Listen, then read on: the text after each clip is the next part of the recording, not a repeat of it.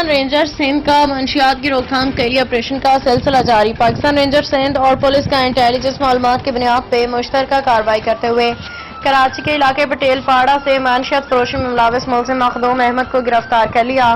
ملزم کے قبضے سے آئس ہیروئن اور نقدی برآمد۔ پاکستان رینجر سندھ اور پولیس کی جانب سے بدنام زبانہ منشیات فروش راشد عرف چنگو، جاوید عرف ڈمبو، عمران عرف مانو اور حسیب عرف کانا کی موجودگی کی اطلاعات پہ چھاپہ مار کارروائی عمل میں لائی گئی۔ ملزمان رینجرز کی چھاپہ مار ٹیم کے پہنچنے سے پہلے موقع سے فرار ہو گئے۔ ملزم مخدوم کو موقع پہ گرفتار کر لیا گیا۔ ترجمان پاکستان سندھ رینجرز نے رائل نیوز ٹی وی کے چیف رپورٹر کراچی جاوید محمود رائے کو بتایا کہ ابتدائی تفتیش کے مطابق ملزم 2023 میں غیر قانونی اسلحہ رکھنے کے جرم میں گرفتار ہو چکا ہے۔